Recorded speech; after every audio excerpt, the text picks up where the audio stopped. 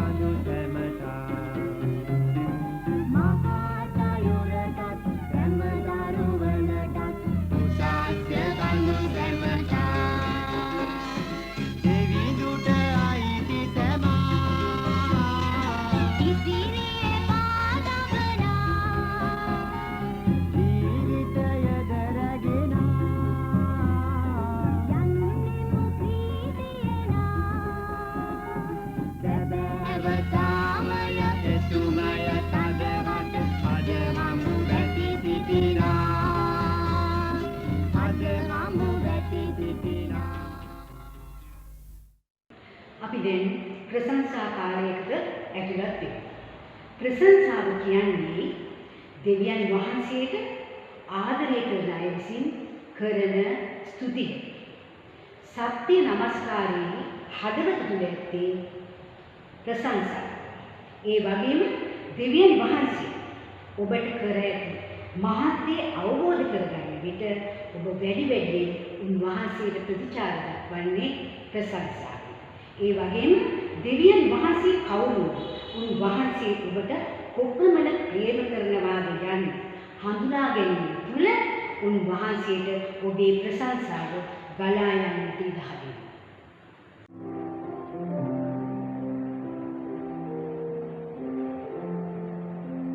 ස්වාමීන් වහන්සේට ප්‍රශංසා කිරීමට අපට ලැබෙන වරම් කොතරම් අගනේද? තයෙන්ද අපිට තියෙන හැකියාවන්, අපිට තියෙනා වූ සියලු ආශිර්වාද ගැන උන්වහන්සේට ප්‍රශංසා කරන්න ලැබීම ගැන කොතරම් වාග්යක්ද? නුඹේ මුළු හෘදයෙන්ද, නුඹේ මුළු වීර්යයෙන්ද, නුඹේ මුළු ආත්මයෙන්ද උන්වහන්සේට ප්‍රශංසා කරමු. අපි ඇතුළත් පළමුවෙන්ම ගායනා කරමු විශ්වයේ මැවුම් කරුවාණනි ඔබටයි මේ ස්තුතියි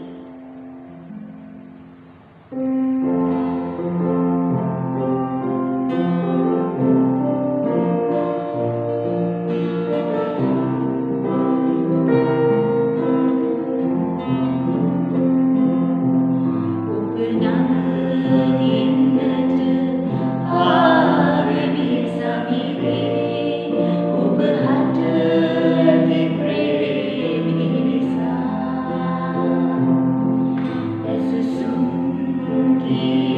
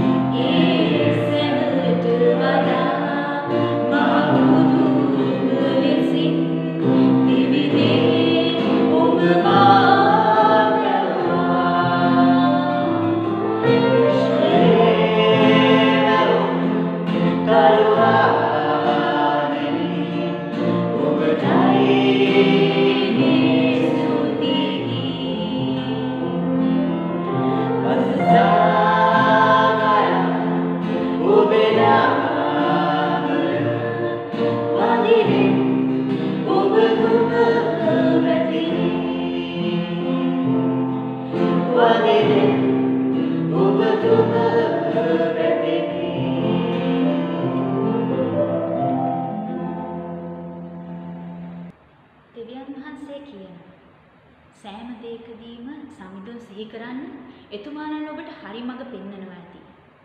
ඔබ ලං වෙලා යේසුස්ට කතා කරනවා. ඔබගේ දුකේදී, ඔබගේ සතුටේදී ඔබ දෙවියන් වහන්සේව අමතනවා. එහෙම නැත්නම් අපි උන්වහන්සේට ලං වෙලා කතා කරන්න පටන් ගමු.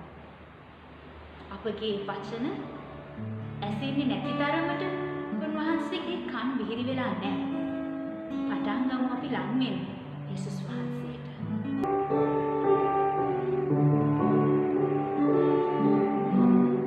Ah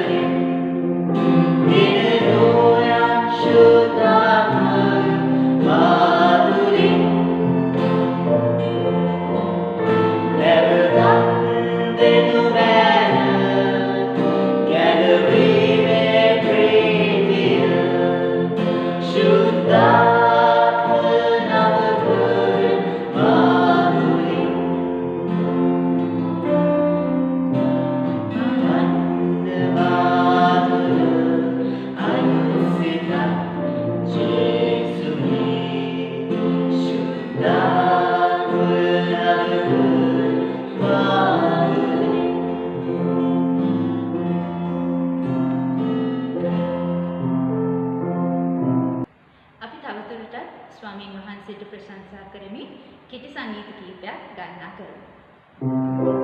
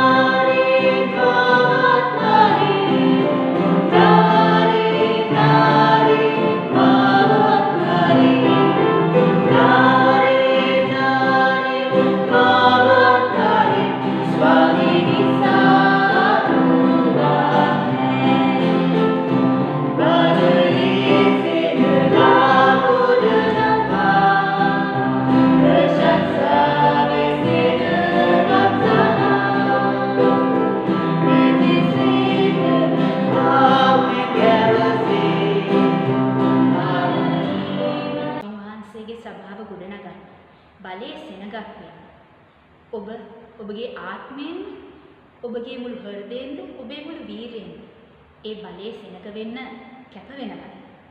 අපි ගායනා කරමු බලයේ සෙනගක් ගොඩනංවා.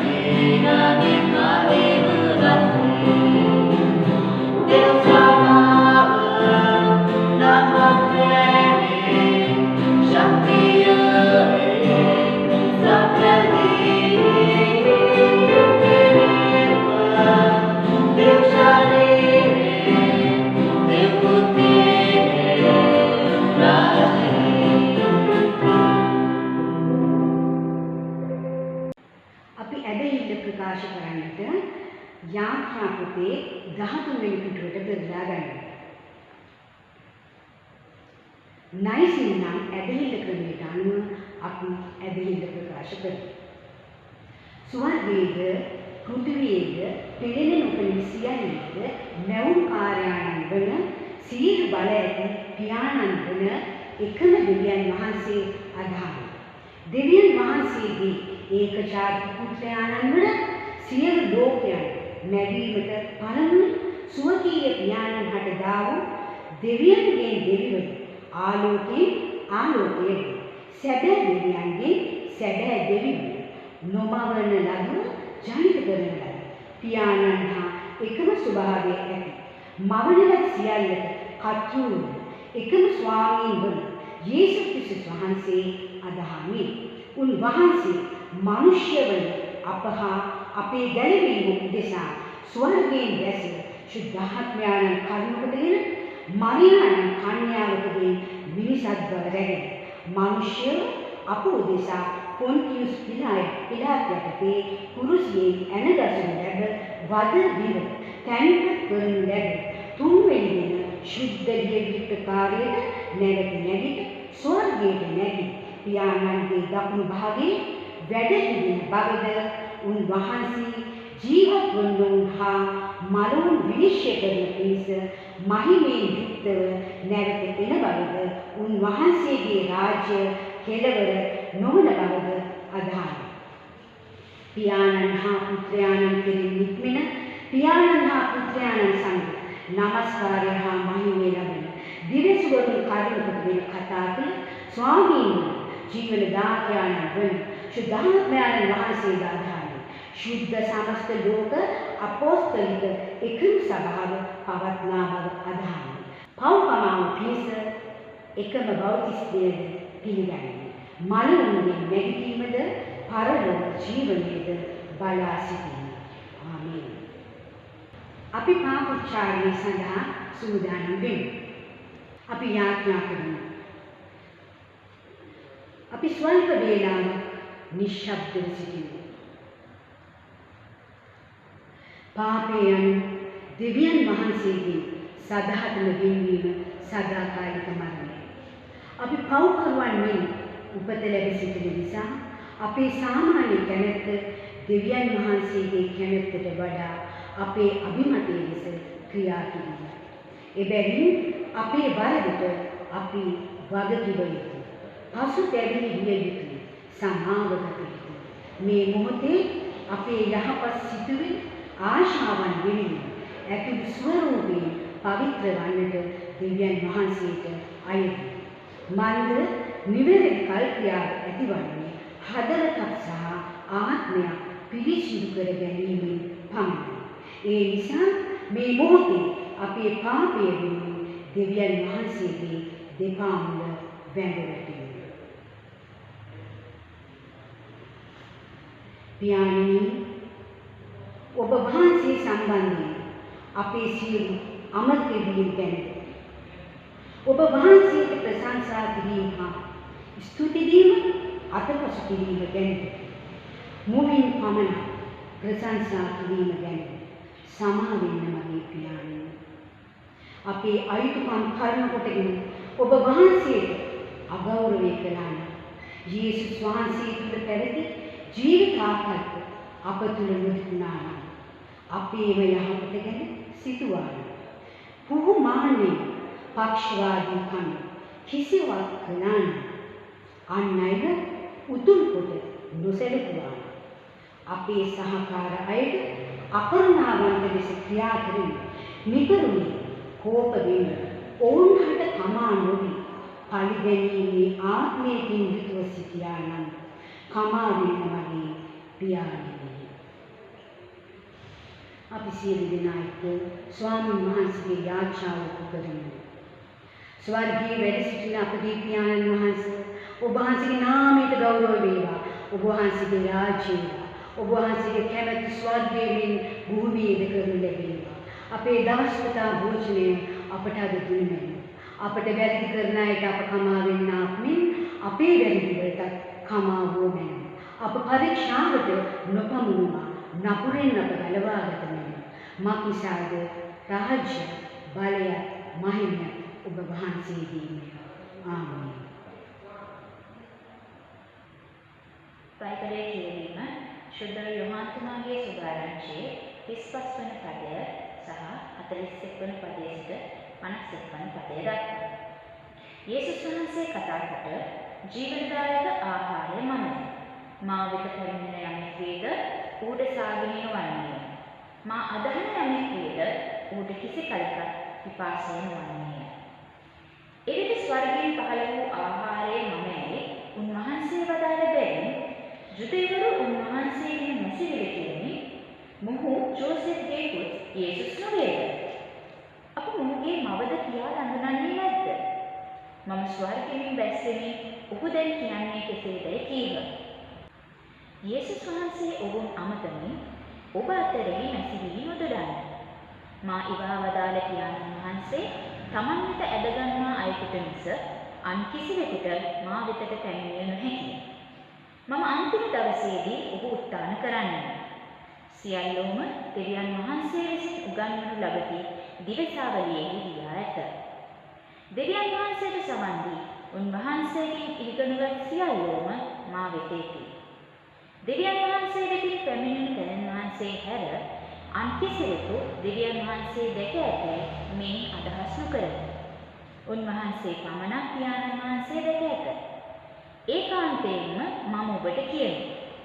අදහන්නාට සදාතන ජීවනය ඇත. ජීවනදායක ආහාරය මමය. ඔබේ පියවරු කාන්තාරයේදී මන්නා කෑම. එය ඔවුන් මිය ගිය. මේ වනාහි ස්වර්ගයෙන් බැසෙන ආහාරය බැවින් ඒ පෝෂණය වන කිසිදු මිනිසෙක් නොමැරෙන්නේ. ස්වර්ගයෙන් පහළ වන ජීවනදායක ආහාරය මමය. යමෙක් මේ ආහාරයෙන් වැළඳුවොත් ඔහු සදාතන ජීවත් වන්නේ. මා විසින් දෙනු ලබන ඒ ආහාරය මාගේ මාංශය වේ. මා එය දෙන්නේ ලෝකයාගේ ජීවනය පිණිසයි වදාළසේක. ආමේන්. අද ඔබ සවන් දුන් බයිබල් කොටස යොහන් 6:35 සහ 41 සිට 51. ඒ අනුව මට කතා කරන්න ලැබෙන මාතෘකාව ජීවනයේ ආහාරය. ජීවනයේ ආහාරය. පළමුවෙන් ඔබට මතක් කරන්න කැමතියි. මේ බයිබල් කොටස තුල යේසුස් වහන්සේ උන්වහන්සේව හඳුන්වා දෙනවා ජීවනදායක භෝජනය, ස්වර්ගයෙන් පහළ වූ භෝජනය සහ ස්වර්ගයෙන් පහළ වෙන භෝජනය. හොඳයි. අද අපි දෙවියන් වහන්සේ මේ සම්බන්ධයෙන් මගේ මුඛේ කතා කරන්න යන දේ කුමක්ද කියලා බලමු. අපි ස්වල්ප වේලාවක් දැස් වසාගමු. පියාණනි, ඔබ වහන්සේට ස්තුති වේවා. ඔබ වහන්සේගේ ධර්මණ්ඩේ ආත්මික පෝෂණය ලබා ගන්නවස්. ඔබ වහන්සේගේ වචනේ මාමුවින් කතා කරන්න තරම් ඔබ වහන්සේ මට ප්‍රේම කළ නිසා ස්තුතියි. පියාණනි, මේ මොහොතේ මාගේ ශක්තියකින්වත් මාගේ හැකියාවකින්වත් මට කිසි දෙයක් කරන්නට බැහැ පියාණනි. නමුත් මා බලවත් කරන ස්වාමීන් වහන්සේ තුළ මට සියල්ල කළ හැකියි. පියාණනි, මේ මොහොතේ ඔබ වහන්සේගේ වචනේ ගෙනින්න මගේ දිව ඔබ වහන්සේගේ දේවලින් ආලේප කරන්න. ආමේන්. හොඳයි. ඔබ සවන් දුන් යොහන් 6:35 වෙනි පදයට අනුව යේසුස් වහන්සේ උන්වහන්සේව හඳුන්වා දෙනවා ජීවනදායක භෝජනය ලෙස. අපි දන්නවා අපිට ශාරීරික ජීවිතයක් වෙන්න ආත්මික ජීවිතයක් තියෙන බව. අපි මේ දෙකම එක හා සමානව පෝෂණය කරගත යුතුයි. ඒ යන්නේ අපේ ශාරීරික ජීවිතයේ පෝෂණය කරගන්නවත් ශාරීරික සාගින්න නිවා ගැනීමට අපි ආහාර ලබාගත යුතුයි. එසේ නොකළහොත් අපගේ ශරීරය අඩපණවි මරණයට පවා ගොදුරු විය හැකියි. ඒ වගේම අපගේ ආත්මික ජීවිතයේ පෝෂණය කරනවත් අපේ ආත්මික පිපාසය නිවා ගැනීමට හැකිවන්නේ අපි යේසුස් වහන්සේ සමග සැබෑ සම්බන්ධතාවය තුළ පමණයි. ඒ සම්බන්ධතාවය නොමැතිනම් අපට ආත්මික මරණයකට මුහුණ දෙන්න සිදු වෙනවා. තවද අපේ ශාරීරික වර්ධනය සඳහා අපි හොඳ පෝෂ්‍යදායී ආහාර වේලා ගන්නවා. අන්න ඒ වගේම අපේ ආත්මික ජීවිතය වර්ධනය කරගන්නට යාචාම, බයිබල් කියවීම, හැදෑරීම සහ කීකරුකම වැනි පෝෂ්‍යදායක ආහාර වේලා අපි ලබාගත යුතුයි. ඒවා දෙවියන් වහන්සේ වෙතට ඔබ සහ මා ගෙන යන ජීවන මගයි. ඇත්ත වශයෙන්ම මෙහි යේසුස් වහන්සේ උන්වහන්සේ ජීවනදායක භෝජනය ලෙස හඳුන්වා දීම පුදුමයක් නෙවෙයි. නමුත් අපගේ ශාරීරික පෝෂණය සඳහා ආහාර ලබා ගත යුතුයි. ඒ වගේම අපගේ ආත්මික ජීවිතය පෝෂණය කරන්නට අපේ දිනපතා ගමනට උන්වහන්සේට ආරාධනා කළ යුතුයි. ඊළඟට යොහාන් 6:41 වෙනි පදයේ තුල උන්වහන්සේව හඳුන්වනවා. ස්වර්ගයෙන් පහළ වූ භෝජනය ලෙස. ස්වර්ගයෙන් පහළ වූ භෝජනය ලෙස. එදා සිටි ධාර්මික මූලිකයන් නැත්නම් නායකයන් යේසුස් වහන්සේගේ දේවත්වය ප්‍රකාශයට පත් කිරීම පිළිගන්නට නොහැකි නිසා උන්වහන්සේට මැසිවිලි කියමින් සිටියා. උන්වහන්සේව දකින්න ලැබුවේ නාසරෙත්හි වඩුවෙක් ලෙස පමණයි. එසේ මේ නායකයන් යේසුස් වහන්සේ දෙවියන් වහන්සේගේ පුත්‍රයා ලෙස පිළිගන්නට ප්‍රතික්ෂේප කළා. උන්වහන්සේගේ පණිවිඩය ඔවුන්ට ඉවසා දරා ගන්නට බැරි වුණා. එපමණක් නෙවෙයි. ඒ මූලිකෙන් පමණක් නෙවෙයි. එදා සිටි සමහර මිනිසුන් උන්වහන්සේ දෙවියන් වහන්සේගේ පුත්‍රයා ලෙස පිළිගන්නට නොහැකිකම නිසා උන්වහන්සේව ප්‍රතික්ෂේපයට පත් කළා. එදාම අද යේසුස් වහන්සේ කෙරෙහි නොදන්නා අය පමණක් නොව දන්නා අය උන්වහන්සේව විවේචනය කරමින් උන්වහන්සේව ප්‍රතික්ෂේපයට පත් කළා. මන්ද ඔවුන් කියනවා මේ ජීවිතයේ තමයි අපට ඇති සියල්ල. ඒ වගේම ඔවුන් හිතනවා මේ භෞතික වස්තු අපිට දෙවියන් වහන්සේගෙන් ලැබෙන ආශිර්වාදයේ සලකුණක් ලෙස වැරදි විදිහට සිතනවා. ඒ වගේම ඔවුන් මුදල් වස්තුව බලය සුඛෝපභෝගීත්වය උන්ට සෑහීම තෘප්තිය සුරක්ෂිතභාවය ගෙන දෙන බව සිතනවා. ඒ වගේම මොවුන් හිතනවා මේවා තිබෙනවා නම් අපිට කිසිවෙකුගේ උදව් අවශ්‍ය නැහැ, කිසි කෙනෙකුගේ වැඩක් නැහැ. එහෙත් මගේ සහෝදර සහෝදරියනි ඊට වඩා භයානක දෙයක් වුණ කියනවා. ඒ තමයි කියනවා අපිට මේවා තියෙනවා නම් දෙවියන් වහන්සේගෙන්වත් අපිට වැඩක් නැති බව. ඕම් දන්නේ නැහැ. මේ ජීවිතය තුළ දෙවියන් වහන්සේගෙන් වෙන්වන්නට තීරණය කරනවා නම් ඊළඟ ජීවිතය තුළ ඔවුන්ට උන්වහන්සේගේ සදාතන වෙන්වීම ආත්මික මරණය. ආත්මික මරණය යනු උන්වහන්සේගේ සදාකාල වෙන්වීම සදාකාලික මරණය.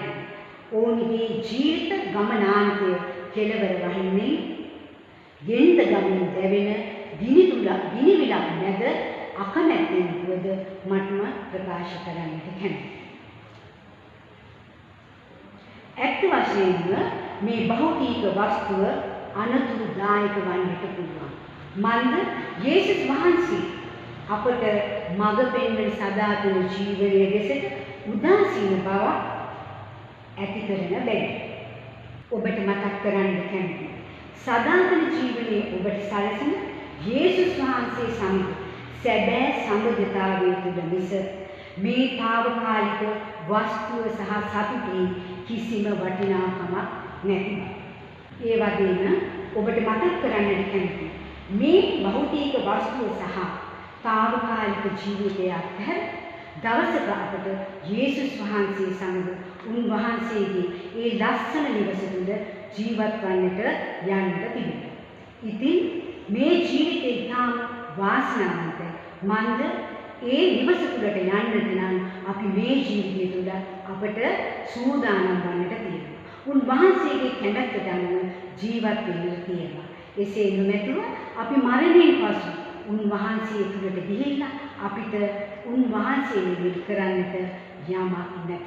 ඒ වගේම යොහන් 6:51 වෙනි පදයේ තුල යේසුස් වහන්සේ උන්වහන්සේව හඳුන්වා දෙනවා ස්වර්ගයේ පහළ වන ජීවනදායක භෝජනය ලෙස. අපි දන්නවා එදා කාලකදී ස්වර්ගයෙන් මන්නා සැපයූ බව. මේ ආහාරය ශාරීරිකයි. ඒ වගේම తాවකාලිකයි. ඒවා මිනිසුන් අනුභව කරනවා. නමුත් ඒවා මිනිසුන්ව පෝෂණය කළේ එක දවසක් පමණයි. ඒ නිසා උන්ට දිනපතා ආහාරය සපයා ගන්නට තිබුණා. නමුත් මේ ආහාරයට මිනිසුන්ව මරණින් ගලවා ගන්නට නොහැකි වුණා. නමුත් මෝසෙස්ට වඩා ඉතා බලවන්ත වූ යේසුස් වහන්සේ ස්වර්ගයෙන් පහළ වන ජීවනදායක භෝජනය ලෙස උන්වහන්සේවම අපට පිළිගන්වනවා. මේ වළඳන සියල්ලන් හට ශාරීරික ජීවිතය නොව ආත්මික ජීවිතය ලැබෙන බව ඔබට මතක් කරන්නට කැමැතියි. මේ කාරණාව තුළ අපට යම් ප්‍රශ්නයක් මතුවෙනවා. කෙසේද යේසුස් වහන්සේගේ මාංශය අපට අනුභව කරන්නට හැකිවන්නේ? ඇත්ත වශයෙන්ම සහෝදර සහෝදරියනි, මින් අදහස් කරන්නේ අපේ ජීවිත තුළට යේසුස් වහන්සේව පිළිගන්නට සහ උන්වහන්සේ සමග සම්බන්ධතාවය පවත්වා ගැනීමටයි. ඒ වගේම මේ ක්‍රිස්තුස් වහන්සේ සමග සම්බන්ධකම පවත්වාගෙන ලබන්නට හැකි මාර්ග දෙකක් අපට මෙහි පෙන්වා දෙනවා. පළමු එක තමයි ක්‍රිස්තුස් වහන්සේගේ මරණය සහ උන්වහන්සේගේ නැගිටීම විශ්වාස කිරීම කරුණු කොටගෙන උන්වහන්සේ සමග සම්බන්ධ වනු ලබන්නට පුළුවන්. දෙවෙනි කාරණාව තමයි උන්වහන්සේ අපේක්ෂා කරන ආකාරයට ජීවත් වන්නට අප විසින්ම කැපවෙනවා. මඟ පෙන්වීම වෙනුවෙන් උන්වහන්සේගේ ඉගැන්වීම මත රැඳී සිටීම සහ බලය වෙනුවෙන් ශුද්ධාත්මයාණන් තුළ විශ්වාස කිරීම. ඒ කරුණ කොටගෙන උන්වහන්සේ සමග සම්බන්ධ වන්නට අපට පුළුවන්. අවසාන වශයෙන් ඔබට මතක් කරගන්න කැමැති පාපයේ විපාකයෙන් අප විසින් අපටම ගැලවීමට බැරි නිසා යේසුස් වහන්සේ ස්වර්ගයේ සිට පොළොවට පැමිණියා. අපි කොපමණ යහපත් වුණත් වැදගත් වන්නේ අප තුළ තිබෙන පාපේ ඉවත් කරන්න පුළුවන් යේසුස් වහන්සේට පමණයි. අවසාන වශයෙන් ඔබට මතක් කරගන්න කැමැතියි. පාපයේ විපාකයෙන් අප විසින් අපටම ගැලවෙන්නට බැරි නිසා අපව ගලවා ගන්න යේසුස් වහන්සේ මෙලොවට පැමිණියා. අපි කොපමණ යහපත් වුණත් වැදගත් වන්නේ නැහැ. මන්ද අප සියල්ලන් තුළ පවතින පාපී ස්වභාවය ඉවත් කරන්නට අපට බැහැ. එය යේසුස් වහන්සේට පමණක් කළ හැකියි. යේසුස් වහන්සේ මිනිසුන්ට ඔවුන් විසින්ම ගැලවෙන්නට උදව් කරනවස් මේ ලෝකෙට පැමිණියේ නැහැ. පාපේ වන්දියේ පිණිස බලෙන් අපේ ගැලවුම්කරුවන් වන්නට උන්වහන්සේ මෙලොවට පැමිණියා. මේ මොහොතේ අපේ පාපයේ වෙනුවෙන් කුරුසිය මත දිවිපිදු උන්වහන්සේගේ මරණය වෙනුවෙන් ක්‍රිස්තුස් වහන්සේට ස්තුතිවන්ත වෙනවා. ඒ වගේම ඔබේ ජීවිතයේ පටන් ගන්නට සහ ජීවිතයේ පාලනය ගන්නට දෙවියන් වහන්සේගේ අයදින. ඔබ සැමට දේව පිහිටයි.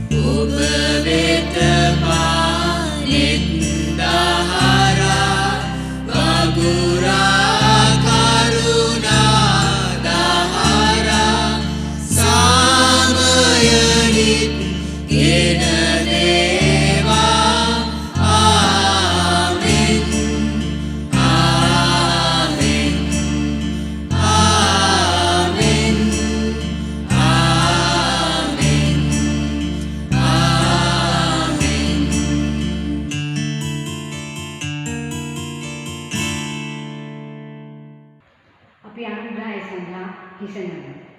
දැන් අපේ ස්වාමීන් යේසුස් වහන්සේගේ කරුණාව, පියු දෙවියන් වහන්සේගේ ප්‍රේමයද, ශුද්ධාත්මයන් වහන්සේගේ සහභාගීකම හා සමාදානය අප සියලු දෙනා සමග ලෝකයා සමග දැනුත් මතු සදාකාලික පවතිනවා. ආමේන්.